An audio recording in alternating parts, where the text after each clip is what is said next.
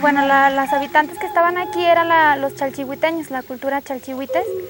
Se dice que provenían desde del sur, como del área de Zacatecas, que fueron por migraciones, fueron subiendo y subiendo y hasta establecerse acá.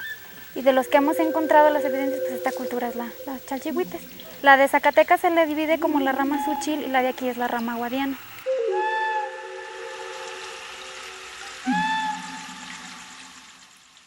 Nosotros tenemos registrado que las primeras habitaciones debieron haber sido desde el 450 después de Cristo aproximadamente y debió haber continuado inclusive después de la época prehispánica. ¿Sí? Es muy posible que haya existido un abandono y por eso es que vemos varios sectores de la ferrería con estructuras. El 800-900 es su punto máximo de expansión, de construcción, de gente.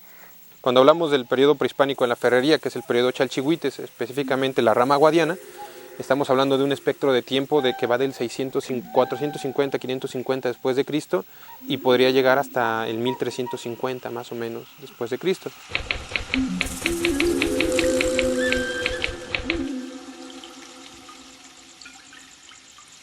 Los habitantes del Valle de Guadiana y de la cultura chalchihuites en general gustaban de vivir en los cerros. Era parte de su identidad, vivir en los cerros, exactamente, gustaba vivir en las alturas.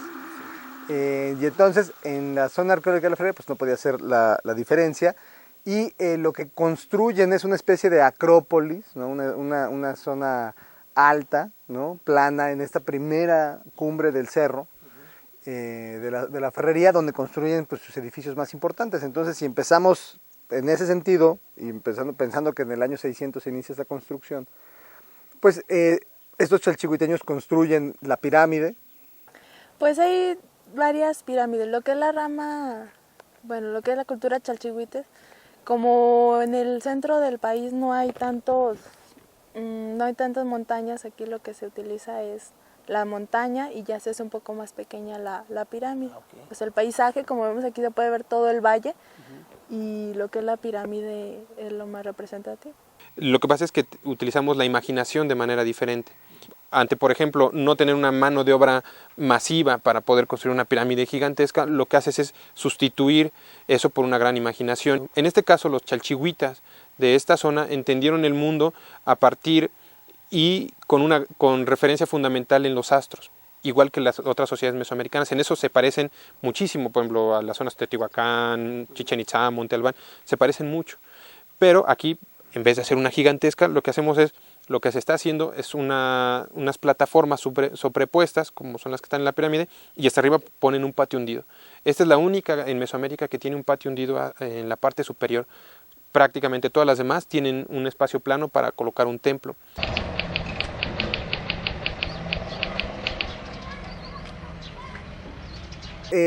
Estos chalchihuiteños construyen la pirámide, la cual está orientada perfectamente a los puntos solsticiales y equinocciales. O sea, es una pirámide que se construyó con un saber astronómico muy grande, exacto, muy preciso.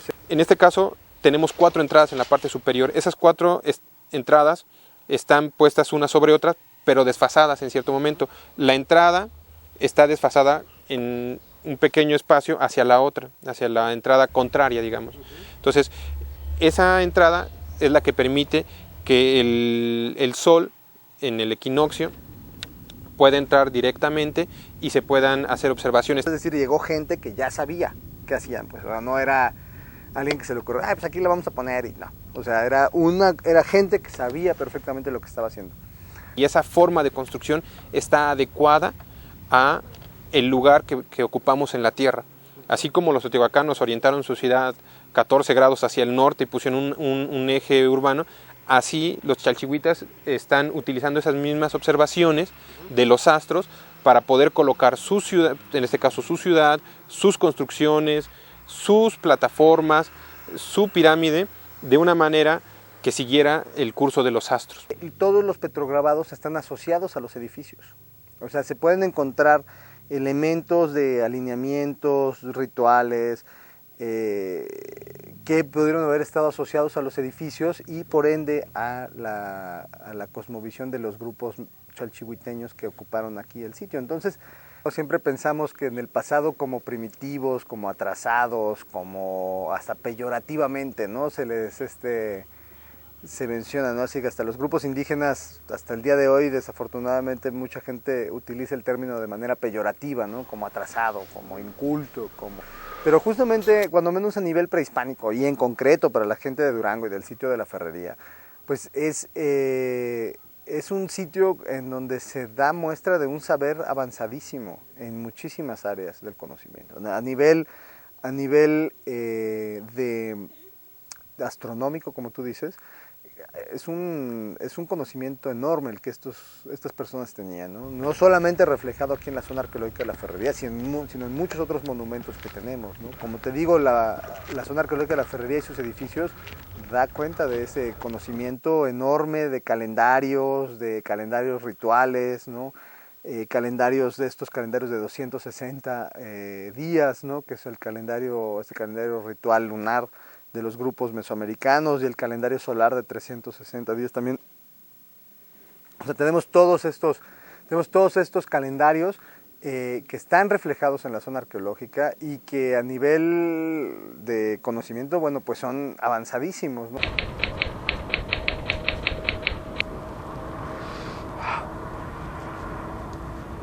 La Ferrería muy probablemente estuvo funcionando como un centro rector de todo el Valle de Guadiana. Es el sitio más grande y más impresionante que tenemos en el Valle de Guadiana.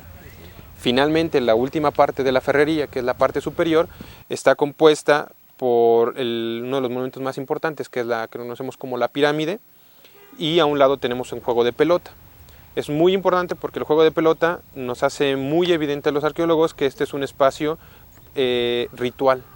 El juego de pelota se usaba para diferentes rituales, y nos habla de que ese espacio es un espacio sagrado, a diferencia del espacio profano, que sería lo que está alrededor. Al frente, si lo vemos de oriente a poniente, hacia el frente de la pirámide, tenemos una serie de patios, varios cuadrados que están delimitando patios, que muy posiblemente también sirvieron para realizar rituales. Lo más probable es que el ritual más importante se desarrollara en la pirámide. Entonces, de esa pirámide, que es el punto más importante y central, se construyeron varios patios a los alrededores, donde pues los distintos grupos, ¿no? Tal vez clanes, tal vez familias, se reunían, ¿no? Hacia la pirámide, ¿no? Para los distintos rituales que ahí se llevaban a cabo, y a partir de ahí se empezaron a desarrollar una gran cantidad de otras estructuras, ¿no? De estas, hacia la parte baja, encontramos estructuras mucho más sencillas al pie del cerro, que probablemente responden más a casas más sencillas, ¿no? Casas más de la gente normal, ¿no? Habitaciones que había aquí en esta parte en distintos momentos de ocupación del cerro. Y del otro lado del cerro, en la parte más alta, en la cumbre en la cumbre oeste del cerro, tenemos ahí también algunos otros edificios rituales, ¿no? Como es otra pequeña pirámide, una estructura circular y un patio hundido como en el que estamos ahora, pero que no están abiertos al público en esa cumbre, que era como una cumbre muy cerrada, me parece a mí, para algún tipo de rituales muy específicos. Y toda la ladera que da hacia el río, tenemos una enorme cantidad de terrazas. Tenemos hoy registradas más de 70 terrazas en toda esa ladera, y que eran terrazas, muchas de corte habitacional. O sea, ahí vivía mucha gente, y otras más posiblemente para hacer pequeños cultivos junto a la misma casa, donde vivía la mayor parte de la gente. O sea, la mayor parte de la gente no vivía en la parte que nosotros vemos cuando visitamos la zona, sino era la zona donde vivían pues la gente algunos sacerdotes, algunos especialistas, algunos jefes de sus áreas, ¿no? De sus clanes o de sus familias, donde podían llevar a cabo estos rituales y tenían algunos espacios, pero la gran mayoría de la gente vivía hacia la ladera que da al río.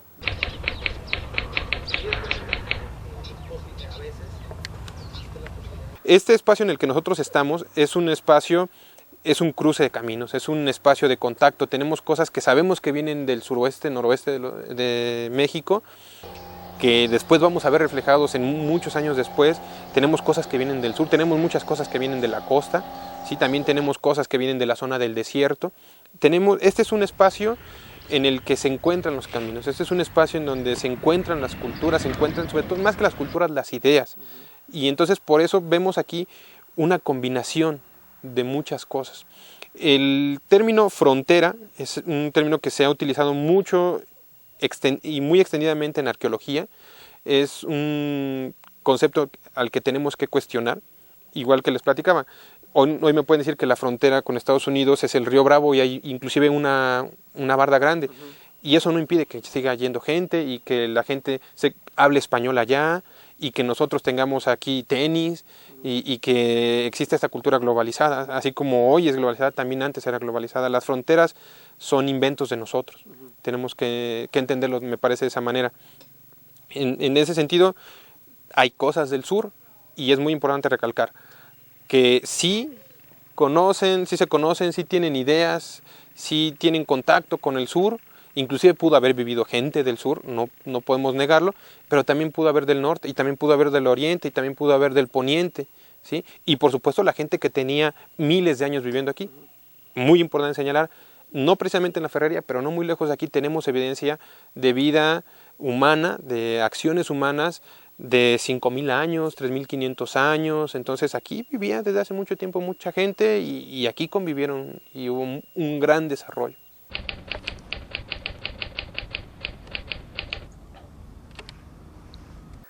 A partir del año 1100, bueno, el año 1000 exactamente, y el 900 sobre todo, hay una fuerte ruptura porque muchos de los sitios de Zacatecas, del norte de Zacatecas, se abandonan. Entonces los sitios chalchihuiteños de Zacatecas, que se llama la rama Xúchil, la nuestra es la rama guadiana, la rama Xúchil se abandonan. La gente se regresa, parece que hay grandes migraciones que regresan muchos de estos grupos hacia el centro de México, que parece que ellos llegaron en un determinado momento, pues como parte de grupos e ideas, hacia el año 200, 300 después de Cristo, hacia el área de Zacatecas, a Chalchihuites, y empiezan a regresar estos grupos, y entonces los grupos Guadiana hacia el 1000 se encuentran aislados, vamos a decir, del mundo mesoamericano. Los sitios de Zacatecas se abandonaron, los de Guadiana se quedaron aquí, y siendo la Ferrería el más importante. Hacia el 1100 la Ferrería deja de ser el lugar más importante, y Navacoyán, otro sitio que está aquí en el Valle de Guadiana, se convierte en el más importante en ese momento. La Ferrería deja de construir y todo, vamos a decir que el poder, la hegemonía pasa hacia el sitio de Navacoyán. Y muchos de los sitios de aquí me parece que sufren el mismo fenómeno de abandono, ¿no? Yo creo que muchos de estos sitios, gente sí se fue de la región. No sé si... Sabemos que hacia esa época hubo una gran sequía, por ejemplo, en todo Norteamérica, y que seguramente les debió de haber impactado a los grupos de aquí, y que bueno, pues se fueron regresando, y entonces para el año 1100 tenemos que, de esos 100 sitios que teníamos en el 900, nos quedan 50 ocupados. Y luego, otra vez hacia el 1300, vuelve a haber ahora sí que se vuelve a ir más gente, y quedan ya solamente 25 sitios ocupados, ¿no? O sea, se reduce por mitad en estos momentos. Pero curiosamente en ese mismo momento es cuando vemos que hacia la sierra hay una gran explosión de gente. Entonces en la sierra encontramos muchísima gente viviendo en la sierra en ese momento, y en la costa de Sinaloa y de Nayarit hay también una expansión de gente mesoamericana que va hasta el río, hasta Guasave y hasta el sur de Sonora incluso, ¿no? Hasta el área de Topolobampo y estos lugares. Entonces lo que pareciera es que la gente de la Ferrería, en lugar ya de ver al sur hacia Zacatecas, ¿no? y abajo, exacto, voltean a ver hacia el área de la costa, ¿no? Entonces se establecen relaciones mucho más estrechas con la costa en esos, aunque es menos gente aquí, pero las relaciones son mucho más estrechas con la costa a partir del año 1000, y va a pasar un último fenómeno muy importante, que es que hacia el año 1350 aproximadamente después de Cristo, Vemos que los sitios chalchihuiteños como la ferrería se abandonan por completo, ya no vuelven a ser, no son ocupados, pero pareciera que llega nueva gente del norte, gente de lengua tepimana, o sea, primos de los pimas de la actual Sonora, que son los que hoy día conocemos como hablantes de tepehuán. O sea, el tepehuán y el pima son dos idiomas que están emparentados fuertemente a nivel lingüístico y que parece que se separaron hacia esas mismas fechas que te estoy comentando, ¿no? Entonces, lo que parece es que justamente en este ya vacío, digo, no vacío de gente, ¿no? Sino que ya era un vacío en el que había ya muy poca gente chalchihuiteña viviendo en estos lugares, ya no había el dinamismo de otros momentos, sí. Pues aprovechan estos grupos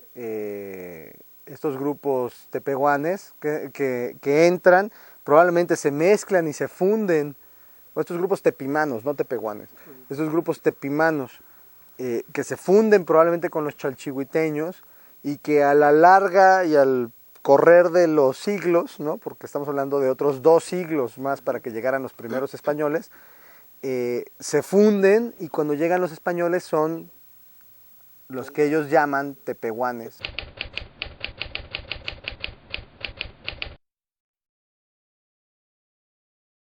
Los españoles llegan y no se percatan de las ruinas como tales, o sea, no se dan ellos cuenta de que hay una gran civilización, ¿no? Aquí que vivió 200, 300 años antes de que ellos llegaran.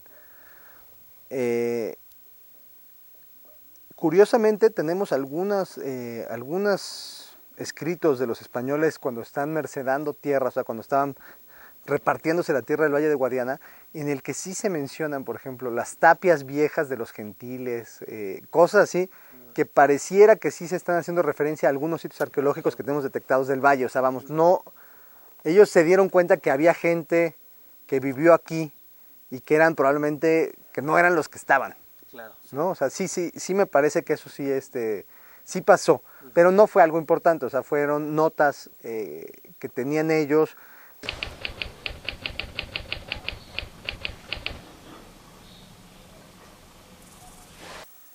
Pues primero hasta los viajes de Karl Lumholtz, por ejemplo, a finales del siglo XIX, cuando él empieza a bajar y a buscar por todas estas regiones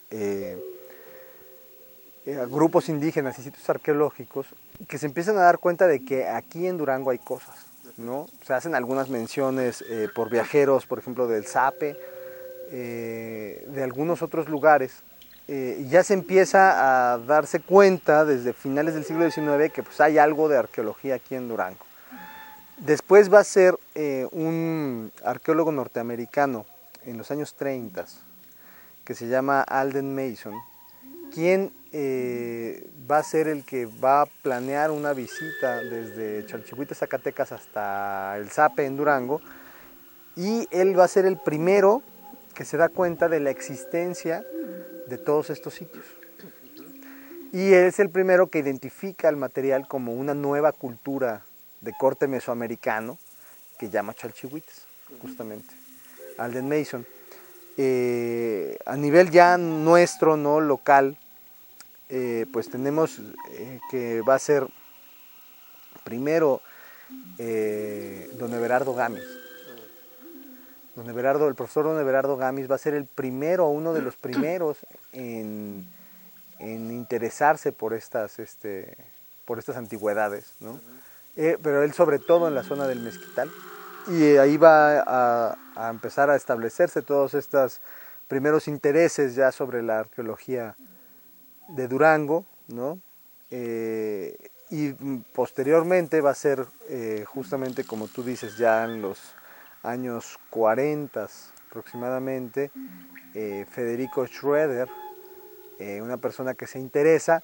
Federico Schroeder, de hecho, es quien le comenta a Alden Mason sobre la existencia de este sitio, y Alden Mason viene y lo reporta a la ferrería como el sitio conocido como Cerro de Ayala en ese momento.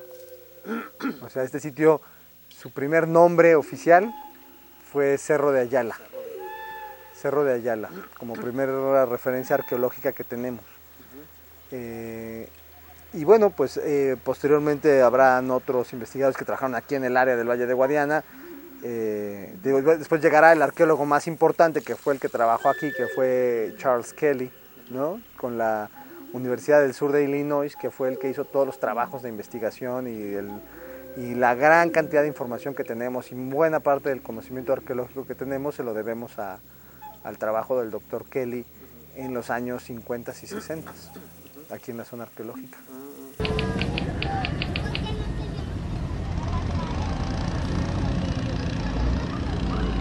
Desafortunadamente la arqueología de Durango ha sido poco estudiada en muchos sentidos y no ha sido realmente más que en cortos lapsos de tiempo donde hubo grandes trabajos, sobre todo en los años 50, 60, que fue cuando se trabajó mayoritariamente la zona arqueológica de la Ferrería, y no va a ser hasta los 90, casi la segunda mitad de los 90, cuando se retoman de manera más intensa los trabajos en el estado, y pues es hasta hace relativamente muy poco tiempo en el que pues ya se ha podido hacer proyectos de mayor envergadura en el área de la ciudad de Durango. La pirámide está siendo ahorita consolidada por personas de la comunidad de la Ferrería en el proyecto Ignacio de Sol, y pues estamos consolidando y tratando de darle una mejor vista para que la gente la pueda visitar. Es un gran esfuerzo que hace el Instituto Nacional de Antropología e Historia como parte de sus funciones básicas para poder abrir al público y que puedan visitar de una manera segura para ellos y segura para el patrimonio. Pues hay muchas estructuras que la piedra ya se cayó o que por el movimiento pues viene la gente, pasa y se mueven. Entonces lo que se hace es emboquillar, hacer una mezcla con tierra, arena, para que se emboquille y quede bien la estructura.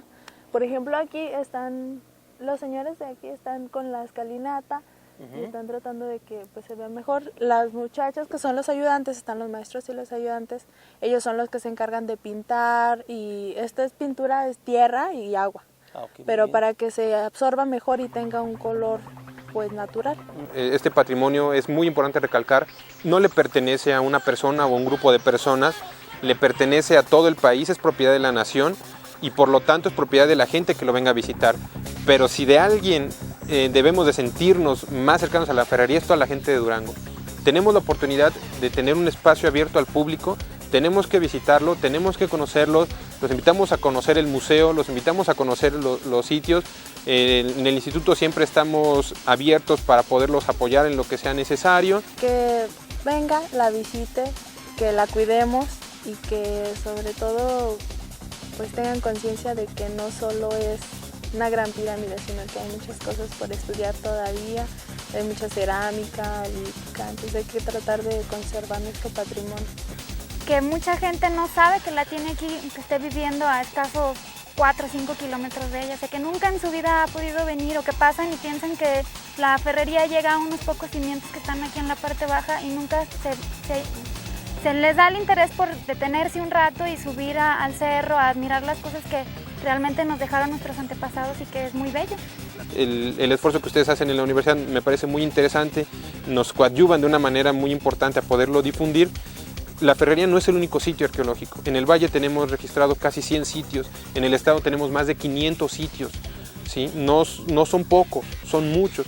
Y entonces es mucha la responsabilidad, y toda la gente que tenga cerca un sitio arqueológico, que escuche que ahí vivían indios, que escuche que ahí habían chuzos o puntas de proyectil, que ahí habían tepalcates, la responsabilidad de todos y cada uno, en especial de los profesores, que son las autoridades morales sobre todo, es cuidarlo. Si no lo cuidamos, lo único que estamos condenados es a perder nuestra historia. Si un pueblo pierde su historia, pierde su identidad, y carecemos de cultura, y un pueblo no puede crecer si no tiene educación, si no tiene esa identidad que nos da tener un pasado maravilloso.